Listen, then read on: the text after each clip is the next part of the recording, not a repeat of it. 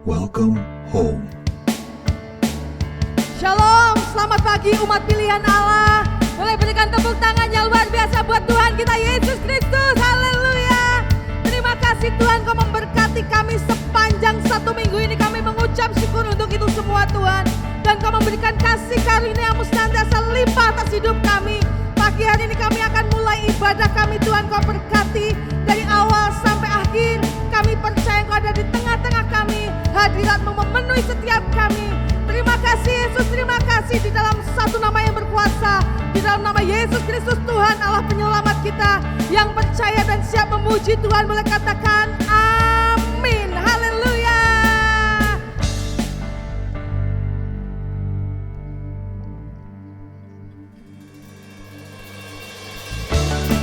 Mari saya jemput untuk bangkit berdiri. Kita mau bawa sukacita kita, sorak kemenangan kita di hadapan Allah. Haleluya. Tuhanlah kekuatan dan mazmurku, ya gunung batu dan keselamatanku. Hanya padamu hatiku percaya. Kaulah menara dan kota perlindungan. Ku mau selalu bersyukur sebab cintamu padaku takkan pernah berubah. Hatiku percaya walau bumi bergoncang, gunung-gunung beranjak, namun kasih setiamu tak pergi dariku. Hati kami percaya kepadamu Tuhan.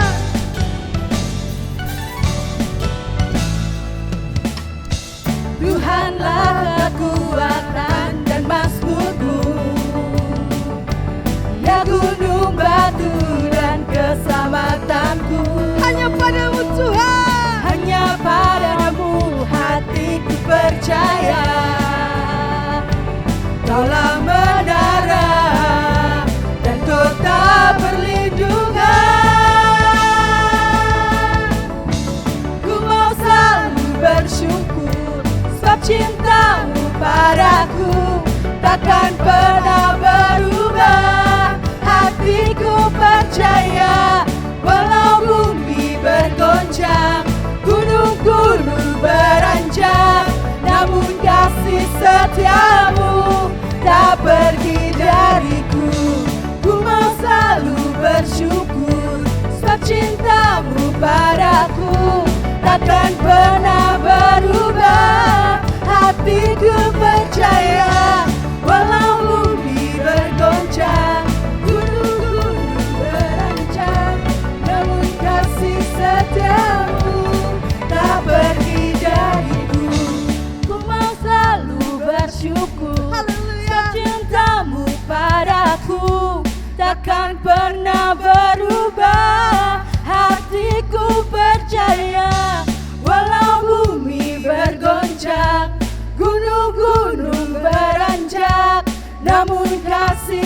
setiamu tak pergi dariku.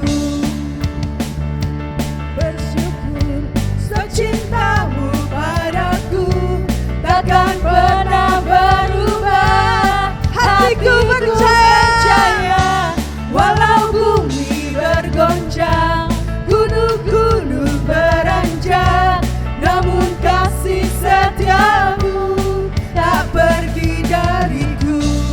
Kasih setiamu tak pergi dariku. Kasih setiamu, kasih setiamu tak pergi dariku.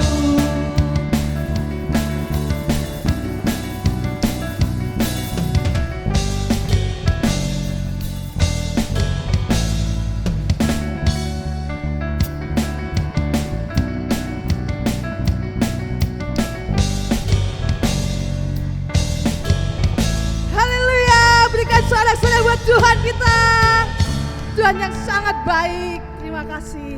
Boleh kembali duduk Bapak Ibu Saudara.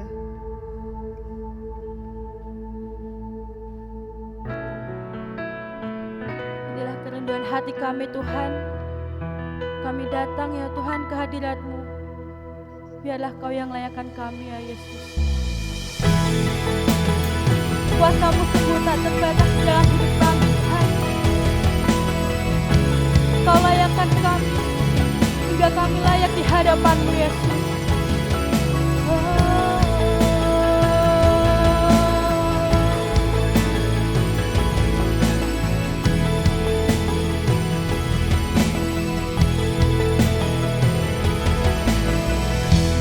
Teranglah hai jiwaku, berharap pada Yesus, penyelamatku.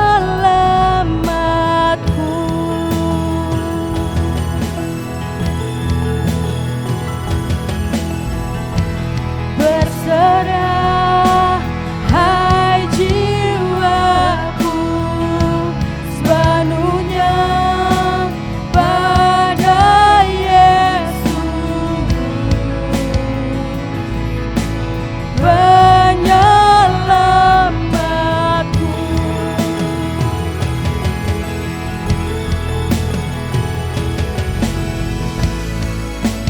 Melebihi akalku, tak terbatas kuasa-Mu,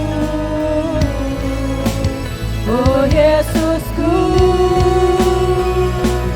Kau Tuhan yang sembuhkan, Tuhan yang pulihkanku.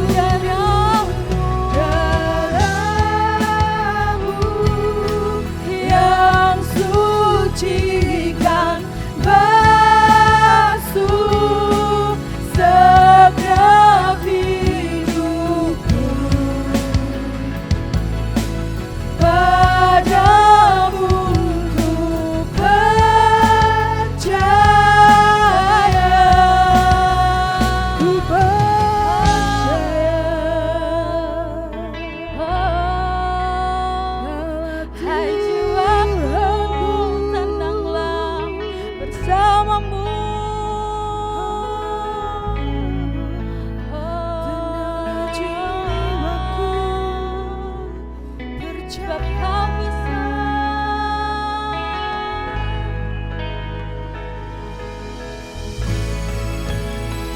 Melebihi akalku, tak terbatas kuasa-Mu.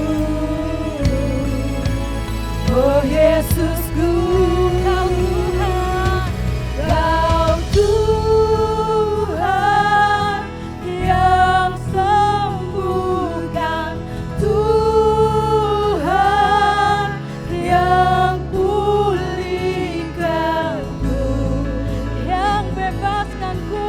yang bebaskanku.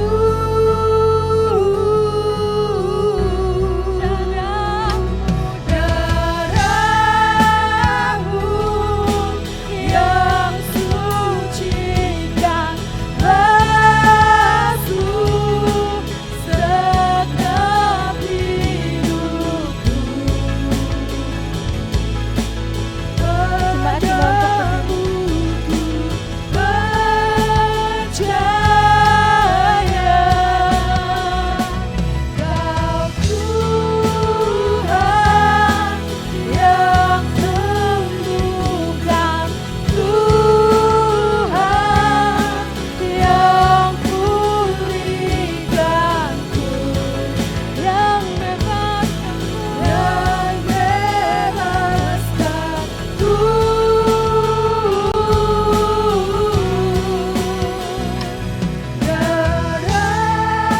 Darah-Mu yang sucikan basuh segenap hidupku.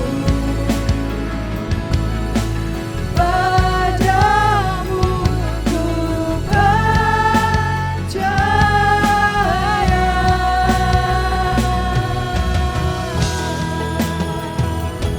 Mari kita sembah Dia.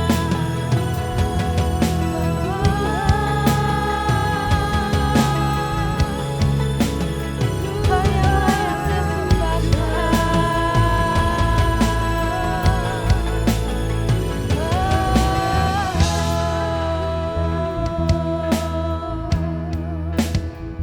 Terima kasih Tuhan buat penyertaan-Mu. Terima kasih Tuhan buat kasih-Mu. Sebab Kau balas sampai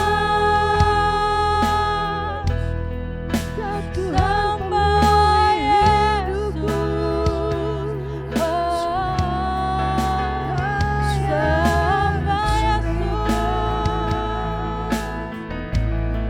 Sampai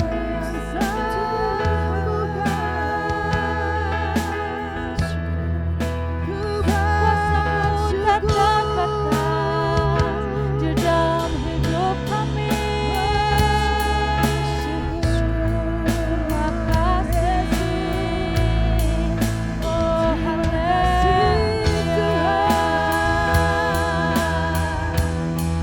Kau yang layak ditinggikan. Hanya Kau yang layak diasingkan. Raja di atas segala raja. Terima kasih Tuhan. Terima kasih Tuhan. Oh,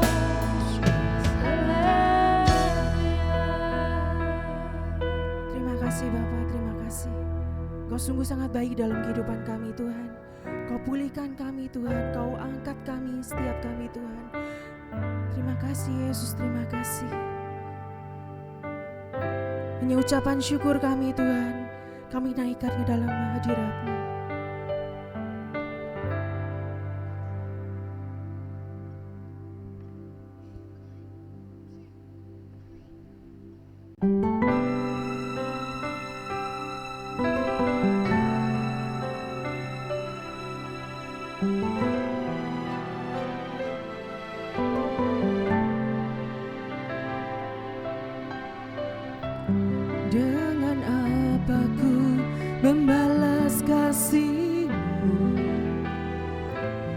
yang ku terima darimu. Dengan apa ku membalas cintamu, oh Yesusku.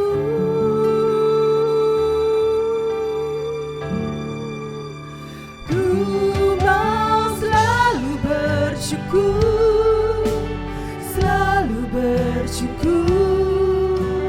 Kau Tuhan yang setia, yang selalu menopang. Ku mau selalu bersyukur, selalu bersyukur. Kau Bapa-Ku yang setia.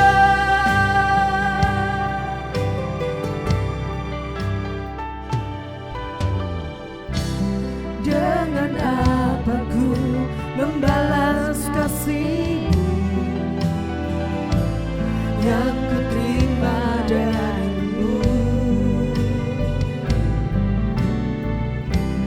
Dengan apa ku membalas cintamu, oh Yesusku. Ku mau selalu bersyukur, selalu bersyukur. Kau Tuhan yang setia, yang selalu menopang. Ku mau selalu bersyukur, selalu bersyukur. Kau Bapa-Ku yang setia.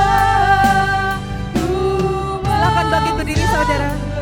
Bersyukur, selalu bersyukur. Kau Tuhan yang setia, yang selalu menopang. Ku mau selalu bersyukur, selalu bersyukur. Kau Bapa-Ku yang setia.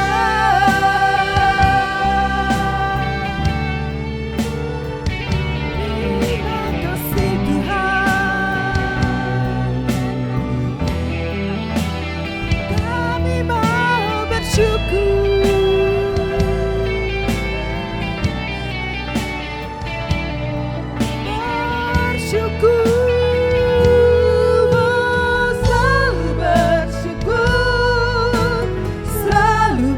Bersyukur, Kau Tuhan yang setia, yang selalu menopang. Ku mau selalu bersyukur, selalu bersyukur. Kau Bapa-Ku yang setia. Ku mau selalu bersyukur, selalu bersyukur.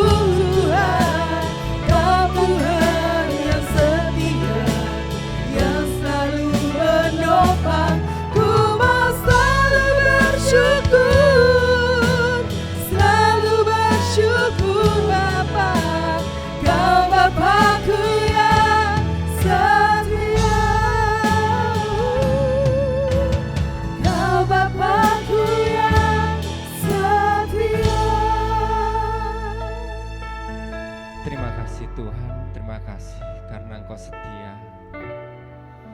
Kami mau bersyukur dalam setiap saat, dalam setiap kesempatan Tuhan. Karena Engkau menjadikan kami begitu berharga di hadapan-Mu. Bapa, sebentar kami akan belajar lagi akan firman-Mu Tuhan. Kami akan belajar melalui teladan-teladan yang telah Engkau lakukan. Urapi setiap kami Tuhan, lembutkan hati kami, supaya firman yang kami pelajari boleh bertumbuh, menjadi besar dan berbuah. Terima kasih Bapa. Tuntun setiap perkataan yang hamba-Mu ini sampaikan Tuhan,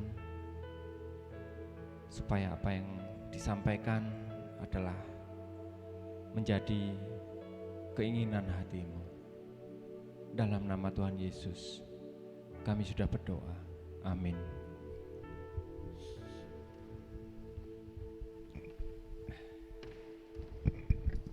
Terima kasih pada rekan-rekan yang sudah memberikan kesempatan lagi buat saya belajar membawakan firman. Firman pagi ini kita akan belajar mengenai kesederhanaan seorang raja. Putra raja yang lahir biasanya akan dirayakan secara besar-besaran. Bahkan seluruh negeri itu mereka akan merayakan, mereka mengadakan pesta, mengadakan syukuran dengan berbagai macam acara. Nah, tapi berbeda dengan raja yang menjadi raja kita ini. Next. Yang saya soroti adalah bagaimana Yesus dilahirkan. Ya, di Lukas 2 ayat 11 dan 12 di situ dikatakan, hari ini telah lahir bagimu juru selamat, yaitu Kristus Tuhan di kota Daud. Dan inilah tandanya bagimu, kamu akan menjumpai seorang bayi dibungkus dengan lampin dan terbaring di dalam palungan. Nah, saya membaca dari pasal sebelumnya. Terima kasih Sean. Ya, mulai dari Lukas 1, dari saat kelahiran Yesus ini dikabarkan kepada Maria. Di sana dikatakan bahwa dia akan mewarisi tahta Daud. Dan kita tahu semua bahwa Daud adalah seorang raja. Maka Yesus adalah seorang raja yang dilahirkan, tetapi sangat kontradiktif dengan raja-raja dunia, di mana dalam proses kelahirannya dia dirayakan sedemikian rupa. Yesus berbeda. Yesus terlahir pada saat boleh dikatakan mereka dalam perantauan, karena pada masa itu kaisar yang namanya Kaisar Agustus itu memerintahkan pencatatan jiwa pertama kali di seluruh dunia. Maka orang tua Yesus yang mana mereka tinggal di Nazaret, mereka harus melakukan perjalanan dari Nazaret ke Yudea. Nah, saya mencari informasi berapa jauh sih dari Nazaret yang ada di Galilea itu ke Yudea. Ternyata jaraknya itu ada 150 km. Mungkin dari Blora sampai Kendal sana ya, 150 km. Dan tentu saja dalam perjalanan ini tidak banyak persiapan atau tidak banyak barang yang mereka bawa. Sehingga ketika sampai di Yudea, karena begitu banyak orang yang melakukan pencatatan di sana, akhirnya tidak dapat penginapan. Ya, enggak dapat penginapan di kandang domba pun akhirnya dia dilahirkan. Nah, sangat kontradiktif dengan raja-raja dunia. Yang pertama, Yesus dilahirkan dari orang tua yang rakyat biasa. Ayahnya Yusuf adalah seorang tukang kayu. Kemudian dia dilahirkan di kandang domba, bukan di istana raja yang megah dan mewah. Yang ketiga, tidak ada perayaan besar-besaran. Kelahirannya hanya diberitakan kepada gembala-gembala yang ada di padang. Kemudian beberapa orang Majus, 3 orang Majus itu, mereka melihat ada satu tanda. Tetapi tidak ada perayaan besar-besaran seperti anak-anak raja pada umumnya.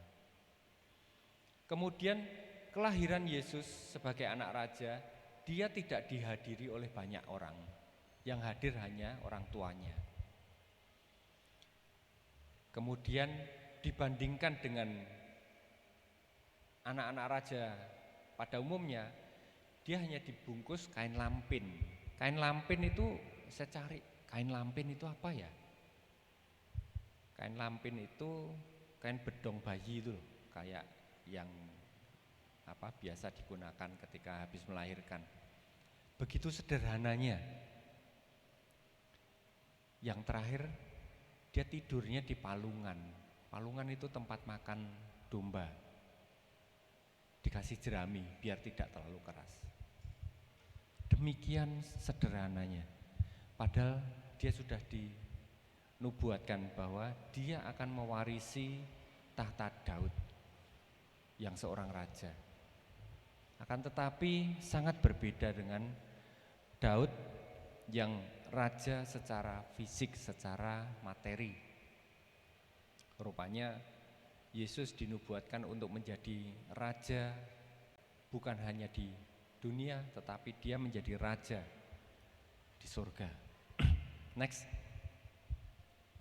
Nah, pekerjaan-pekerjaan yang Yesus lakukan ketika dia mulai dewasa dan pada perjalanan pertama kali ketika menghadiri sebuah perkawinan di kota Kana, di mana di dalam perjamuan itu keluarga mempelai kehabisan anggur.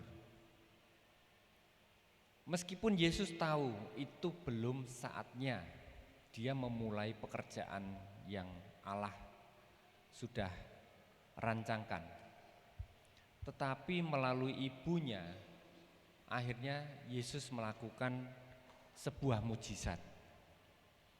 Dalam Yohanes 2 ayat 7, Yesus berkata kepada pelayan-pelayan itu, isilah tempayan-tempayan itu penuh dengan air, dan mereka pun mengisinya sampai penuh.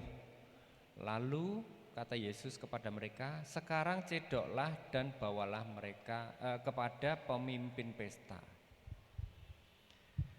Kalau sekarang mungkin ya isi galonnya lagi dengan air gitu ya, terus dipancurkan, taruh di gelas, nih kasih ke pemimpin pesta. Dari satu hal yang sederhana yang Yesus lakukan, tempayan-tempayan. Kalau dulu orang-orang tua zaman mama saya, zaman saya masih kecil ya, masih anak-anak, nyimpen air kan biasanya digentong-gentong itu ya, digentong, diciduk, diberikan kepada pemimpin pesta. Dan apa yang terjadi? Air yang tadinya disimpan di tempat-tempat air itu menjadi anggur. Kita bisa bilang apa yang dilakukan Yesus sangat sederhana. Tidak banyak ritual, tidak banyak macam-macam, cuman suruhan. Isi tempat itu dengan air, cedok kasih ke pemimpin pesta, dan air sudah menjadi anggur. Dan yang lebih dahsyatnya lagi, anggur yang dari mujizat yang Yesus lakukan adalah anggur yang terbaik. Lebih baik dari anggur pertama yang sudah dibagikan kepada peserta pesta. Next. Dalam melakukan pekerjaannya, Yesus enggak pernah berbelit-belit. Di dalam pelayanannya, di dalam ketika dia mengajar kepada banyak orang, enggak susah-susah kok. Satu hal yang Yesus lakukan adalah dia selalu mengucap syukur. Ketika dia mengajak murid-muridnya untuk makan-makan, selalu yang dilakukan pertama adalah mengucap syukur. Ini yang perlu kita juga contoh. Kemudian Yesus juga selektif dalam memberitakan kabar keselamatan. Enggak mungkin kalau seluruh dunia ini Yesus lakukan sendirian. Yang pertama-tama adalah dia seleksi siapa orang-orang yang akan menjadi murid-muridnya. Makanya dia lakukan pencarian satu demi satu. Ada 12 orang yang menjadi murid Yesus. Dan yang melakukan seleksi adalah Yesus sendiri.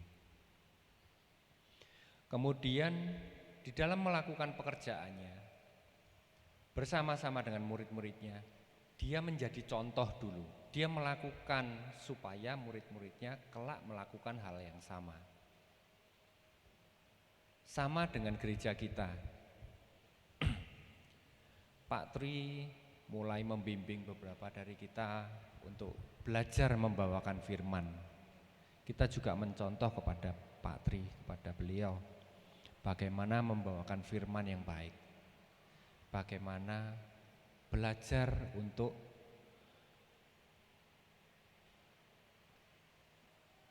menjabarkan atau menginterpretasikan satu firman. Dan sebaiknya memang mengambil satu firman, kita harus memahami kenapa firman itu kita pilih. Tadinya saya hanya mengambil satu firman tentang Lukas 2 ayat 11-12 tadi. Tetapi saya enggak puas di situ aja. Kenapa kok Yusuf dan Maria akhirnya membawa Yesus keluar dari tempat asalnya? Saya mencari di pasal sebelumnya dan ternyata di sana adalah bahwa terjadi pendaftaran penduduk seluruh dunia, sehingga menyebabkan Maria dan Yusuf ini harus pergi ke Yudea karena mungkin diadakannya di Yudea, tidak di semua tempat sampai ke pelosok-pelosok seperti kalau kita lagi pemilu gitu ya. Nah, kemudian yang dilakukan oleh Yesus apalagi sih? Dia mendelegasikan kepada murid-muridnya. Dalam satu pasal di dalam Alkitab kita tahu di mana ketika Yesus melayani begitu banyak orang, ribuan orang, sampai di satu waktunya makan. Nah, karena begitu banyak orang datang, nggak ada persiapan sama sekali, Yesus tanya kepada muridnya, apa yang bisa didapatkan? Kamu bawa apa? Muridnya hanya membawa secukupnya untuk bekal sendiri. Hanya didapat 5 roti dan 2 ikan. Dari 5 roti dan 2 ikan, Yesus mengucap syukur dan memecah-mecahkannya dan akhirnya dibagikan kepada seluruh yang hadir, 5.000 orang lebih. Dan masih sisa, sungguh luar biasa sekali. 5.000 orang, enggak mungkin dong Yesus mecah-mecah satu bagi-bagikan. Enggak selesai-selesai. Dia delegasikan tugas. Dan yang terlebih dari apa yang saya bisa pelajari dari firman ini adalah kerendahan hati dari Yesus sendiri. Kita tahu Yesus adalah seorang anak Allah. Dia punya kuasa. Tetapi dia melakukan segala sesuatunya. Kita lihat dari pakaiannya, dari bagaimana dia selalu ada bersama-sama dengan muridnya. Murid-muridnya juga bukan golongan kaya. Murid-muridnya dari golongan yang sederhana, dari nelayan, dari dokter, seperti itu. Dan mereka bukan konglomerat yang tinggal perintah, mau ini semuanya ada. Enggak. Tuhan lakukan dengan segala kerendahannya. Next. Nah, satu yang ingin kita juga lakukan di gereja kita, meneladani apa yang sudah Yesus lakukan. Dan apa yang saya tuliskan di sini sudah banyak dilakukan oleh rekan-rekan kita. Yang pertama, kita melakukan hal-hal yang simpel, hal-hal sederhana, hal-hal kecil yang terorganisir. Dalam banyak hal kita sudah mengalami, tidak pernah kita rasakan. Contohnya ketika Natalan, ini biasanya ibu-ibu, atau seperti yang minggu lalu baru kita adakan ya, nggak tahu kapan rebukan, tahu-tahu datang sudah tersedia masakan, ada buah-buah dan sebagainya. Apapun acara yang diadakan pada saat itu, dan ibu-ibu sudah dengan sigap. Ini hal kecil, hal sepele kelihatannya, tetapi hal yang kecil ini menjaga kerukunan di antara kita. Dan ini sudah kita lakukan sejak dulu, ini luar biasa sekali. Dan kenapa ini juga menjadikan kami betah di gereja ini. Kalau dibilang gereja ini kecil, jumlah kita enggak lebih dari 50 orang, atau mungkin sekarang 60-an, 50-60 orang. Bandingkan dengan gereja-gereja yang lain yang jemaatnya jauh lebih besar. Tapi ada rasa kekeluargaan yang kita rasakan di sini. Hal yang kedua adalah apapun yang kita kerjakan, kita lakukan dengan sukacita. Senang gitu. Saya rasa ketika ibu-ibu ini berdiskusi mau masak apa, siapa yang masak, siapa yang bawa ini, siapa yang bawa itu, enggak ada satupun yang merasa terpaksa ya Bu. Enggak ada yang terpaksa. Bahkan kalau kita perhatikan kemarin itu ada yang menggunakan piring, saya juga menggunakan piring. Dan kita tahu setelah piring itu selesai digunakan kotor dan sebagainya, ternyata dari saudara kita ini juga ada yang membantu membersihkan. Hal-hal yang kecil, simple, tetapi itu melayani. Dan melayani apapun yang kita lakukan di dalam Tuhan, itu akan menjadi berkat yang luar biasa. Bukan hanya berkat bagi diri kita sendiri, yang lain pun merasa diberkati. Ya apa enggak? Kemudian yang kita lakukan meskipun kecil, lakukan secara terus-menerus, secara kontinu. Kalau dilakukan secara kontinu, dari yang tadinya belum bisa menjadi bisa, dari yang tadinya bisa menjadi ahli.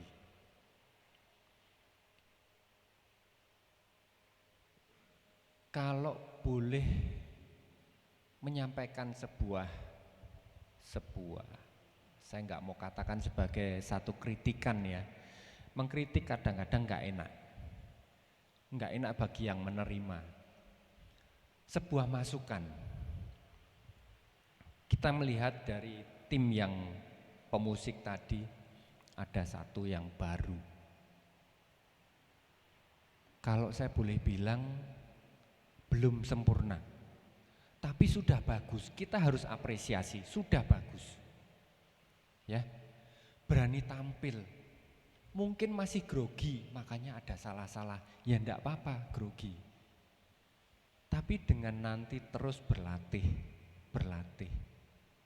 makin kompak dan makin bagus. Ya Iten ya. Luar biasa loh Iten. Luar biasa. Nah, kalau kita menyampaikan seperti itu, tidak akan menyinggung, enggak akan menjadikan dia berkecil hati. Justru kita juga memberikan dorongan. Nah, saya harapkan di antara kita yang melihat ada temannya atau rekan gerejanya yang melakukan kesalahan yang berdampak pada jemaat misalnya, ya coba bukan dengan mengkritik, tapi memberikan solusi. Solusi itu banyak cara, tapi mungkin juga nggak diterima, tapi enggak apa-apa, sampaikan dulu, tapi dengan cara yang tidak menyinggung perasaan. Itu akan jauh lebih baik. Kemudian yang menjadi pelayanan yang bisa kita lakukan, kita tahu tujuannya. Oh, saya punya talenta untuk puji-pujian.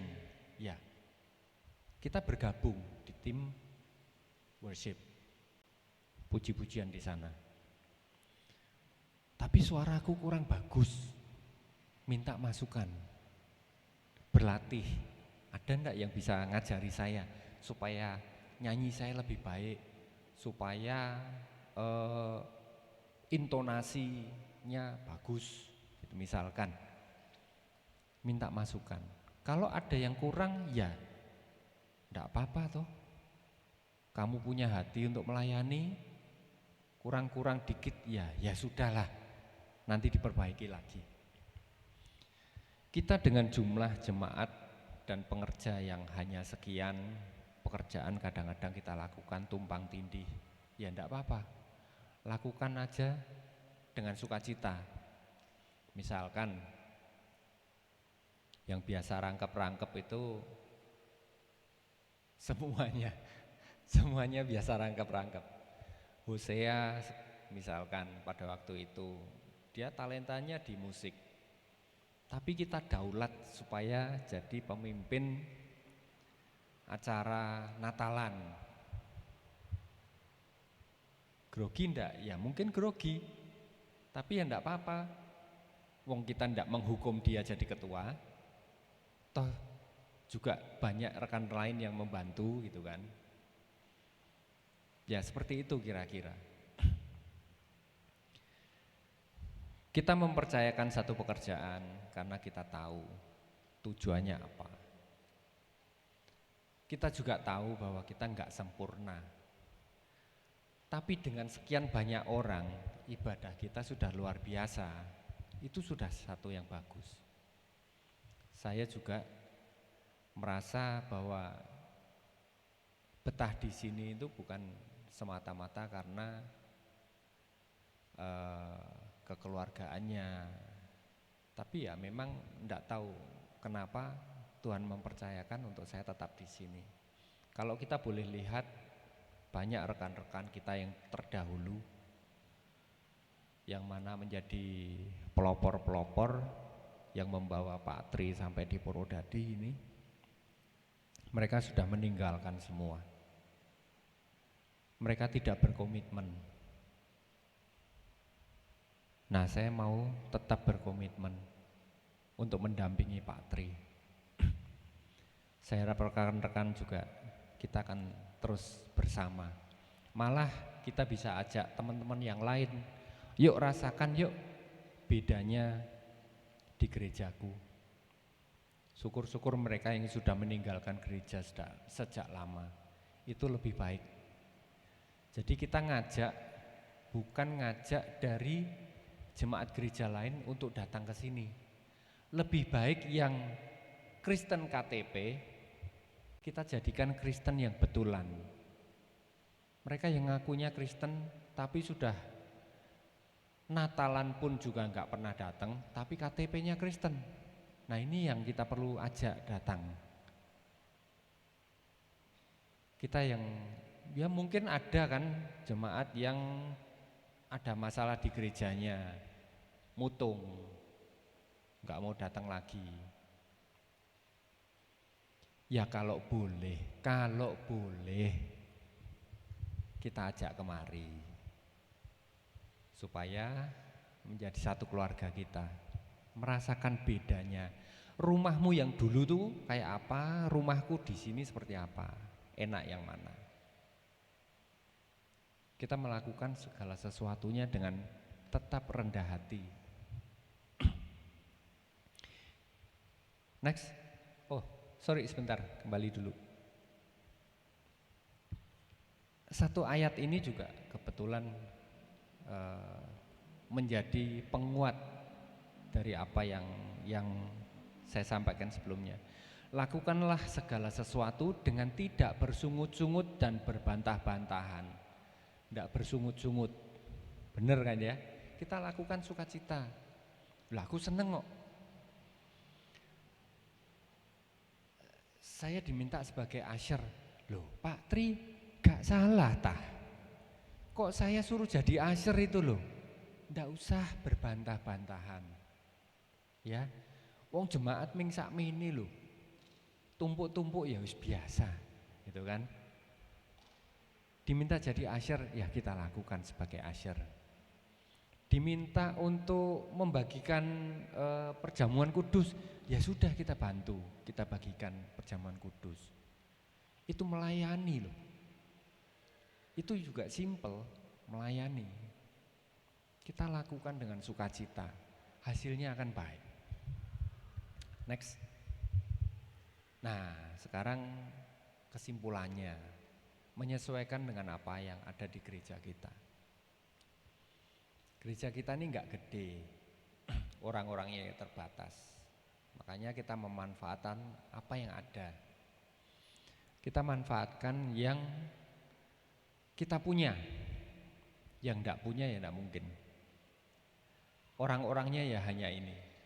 Makanya kita minta satu demi satu. Kamu pelayanan di ini, kamu pelayanan di ini. Yang punya kerinduan terutama sekali yang kita butuhkan adalah pelayanan untuk membekali anak-anak kita yang masih muda, yang masih seumuran Kenneth, seumuran anak saya Sean, kemudian Faith dan sebagainya. Yang punya talenta untuk menjadi pengajar sekolah minggu, yuk bantu. Kita siapkan anak-anak kita. Kita bekali anak-anak ini dengan iman yang baik, iman yang benar kepada Tuhan Yesus.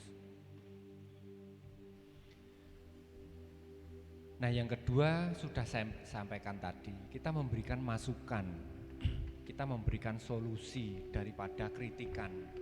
Kritikan itu biasanya tidak cocok, terus ngoneni, mengkritik. Tapi ditanya, kamu punya solusi enggak? Pikiran dewe. Itu kritikan yang tidak membangun. Akan lebih banyak menjadikan kepahitan, akan menjadikan batu sandungan. Seperti ini sebaiknya sebisa mungkin kita hindari. Yang ketiga adalah hindari terjadinya konflik.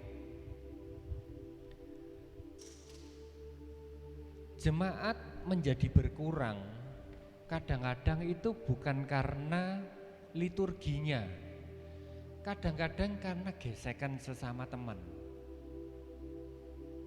Biasa ngurumpi bareng, kemudian ada satu kata yang dirasakan kok menusuk banget yo, omongannya cek gak enak gitu. Jadi sakit hati. Besok-besok kalau datang ke gereja, lihat wajahnya aja sudah dari tadinya sukacita, begitu noleh lihat temennya ini langsung buyar. Sesok saya enggak ke gereja lagi ya kalau ketemu sama dia. Jadi begitu sampai gerbang saja lihat motornya di situ, pulang. Lama-lama pergi. Seperti ini. Jadi kita hindarkan terjadinya konflik. Yang keempat adalah melakukan bagiannya sesuai dengan porsinya. Kita masing-masing punya talenta sendiri. Kita sudah melakukan dengan sukacita, kita sudah melakukan dengan rendah hati, tapi kalau tidak sesuai dengan porsinya, semua dipegang, ya akhirnya tidak beres semua. Jadi kita lakukan apa yang menjadi porsinya kita. Saya biasa dipercayakan untuk mengatur keuangan. Sekarang Pak Tri mempercayakan untuk mencoba membawakan firman. ada satu proses yang saya harus lalui lagi. Saya perlu belajar lagi. Kalau memang orang lain percaya saya bisa, kenapa saya tidak percaya pada diri sendiri bahwa saya akan bisa melakukannya? Untuk itu ya saya perlu belajar. Mungkin belum bagus pertama kali, ya. Yang kedua kali harusnya lebih baik dari yang kemarin. Saya tidak akan berkompetisi dengan, misalkan dengan Mas Agung, saya tidak akan berkompetisi dengan Lucia, saya tidak akan berkompetisi dengan Pak Asmoro untuk menjadi lebih baik.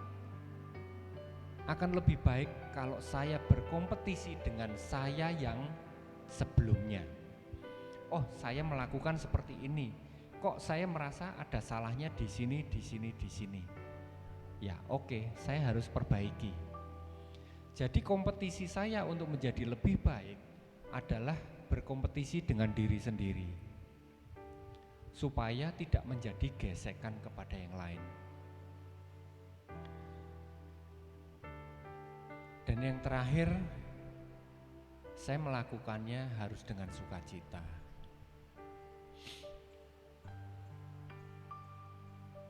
Ada satu ilustrasi, sebentar.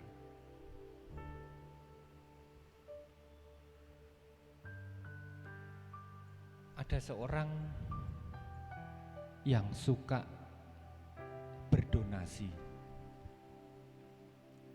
menyumbang sesuatu, membeli sesuatu kepada orang yang membutuhkan. Dan suatu ketika ada temannya yang bertanya, "Kenapa kamu melakukan itu?" "Oh, kamu mau tahu ya? Oke, daripada saya bercerita dan kamu melihat saya terkesan mencari-cari alasan, yuk kamu ikut saya." Dan si dermawan ini jalan-jalan begitu aja sampai dia melihat satu keluarga miskin. Dia mengira-ngira apa ya yang keluarga ini butuhkan. Oke, hal yang paling dasar saja yang saya sediakan. Saya nggak mungkin bertanya, kemudian saya sediakan. Lebih baik saya berikan hal yang paling dasar. Dia beli bahan-bahan kebutuhan dapur. Ada beras, ada minyak, ada teh, gula dan sebagainya. Lalu dibawalah kepada keluarga ini. Dia berikan. Dan apa yang terjadi? Keluarga ini menerima dengan sangat sukacita. Nampak sekali dari perubahan wajahnya. Dan sukacita ini dirasakan oleh teman si dermawan. Oh, saya tahu kenapa kamu menjadi begitu dermawan. Karena sukacita yang kamu lihat, yang terpancar dari mereka, menjadi berkat yang luar biasa, yang bahkan saya sendiri pun bisa merasakan.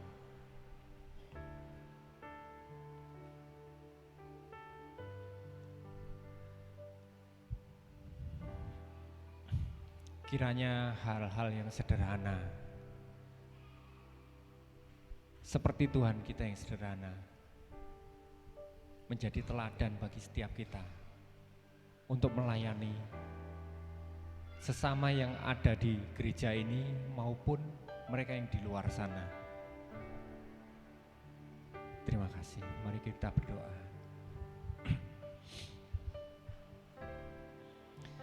Bapa, terima kasih Tuhan, hamba-Mu telah menyampaikan firman-Mu.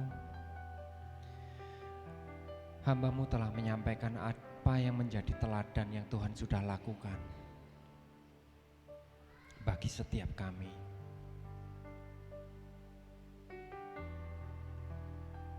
Biarlah Roh Kudus-Mu yang akan terus menuntun kami Tuhan,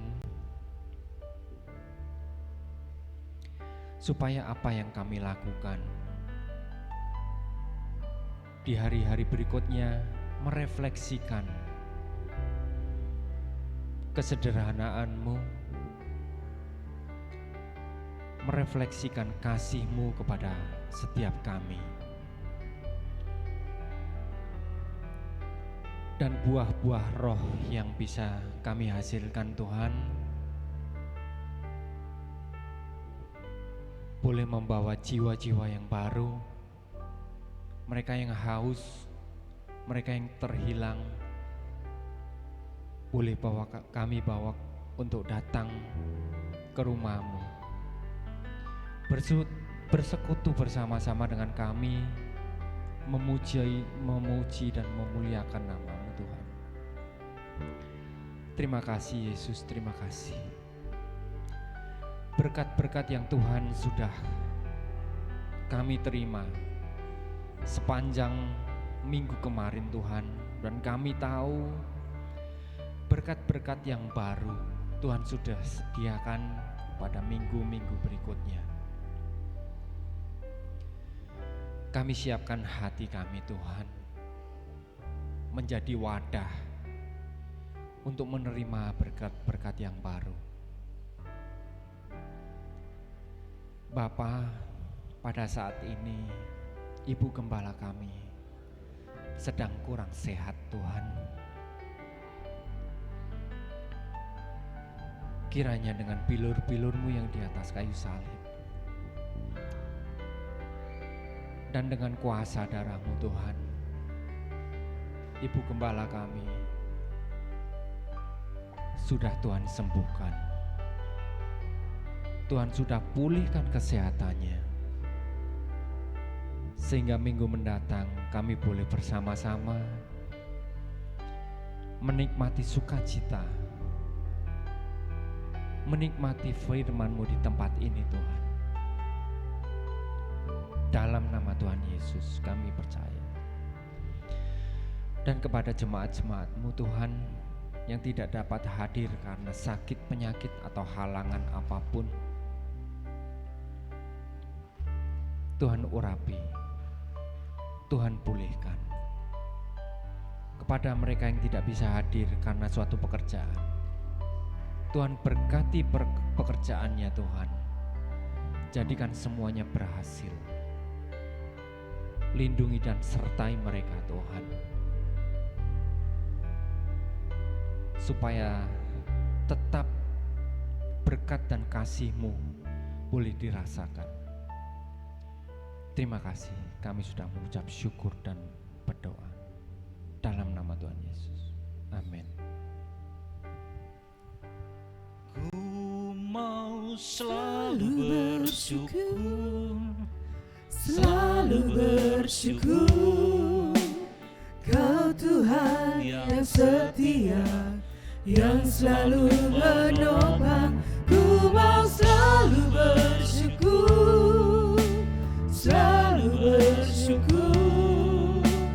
Kau Bapa-Ku yang setia. Ku mau selalu bersyukur, selalu bersyukur.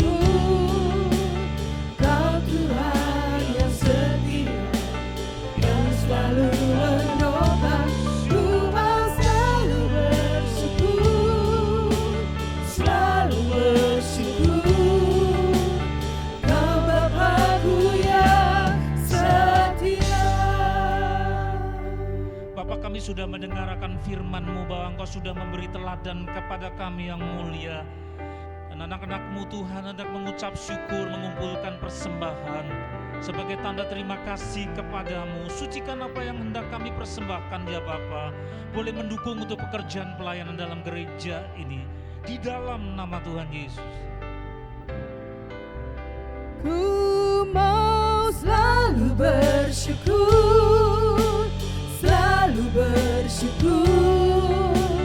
Kau Tuhan yang setia,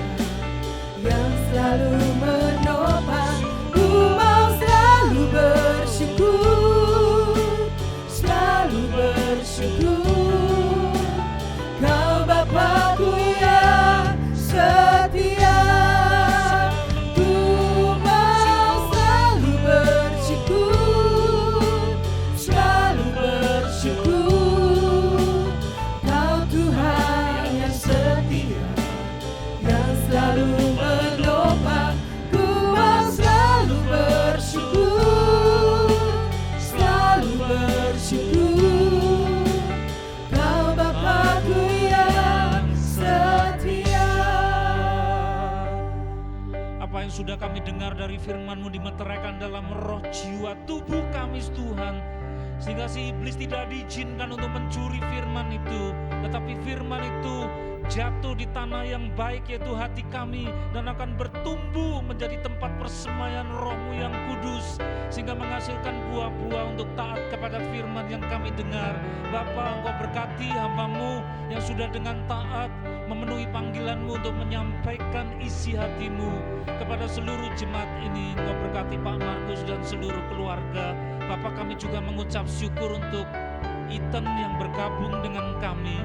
Engkau akan lebih lagi secara luar biasa mempertumbuhkan dia, mengasihi Engkau lebih lagi Tuhan. Begitu juga untuk saudara-saudara kami yang lain yang mengungkapkan cintanya dengan cara dan melalui bidang yang sudah Engkau percayakan kepada mereka. Bapa, kami juga berdoa untuk anak-Mu yang berulang tahun usia, Oktana Tuhan, tambahan usia juga menambahkan akan cintanya kepada Engkau. Sejak kecil ia sudah Engkau panggil untuk melayani Engkau, bergabung dalam gereja ini dengan setia.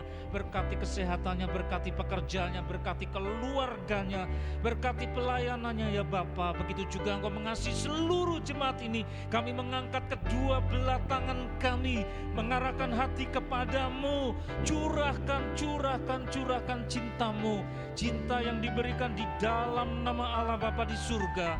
Kasih karunia Juru Selamat kami yang sudah memberi teladan kesederhanaan dan bersama dengan bimbingan sukacita oleh Roh Kudus pada hari ini sampai Tuhan datang yang kedua kali, bahkan sampai selama-lamanya. Di dalam nama Tuhan Yesus semua yang percaya berkata bersama, amin. Tuhan berkati. Kuasa Tuhan lebih besar menyertai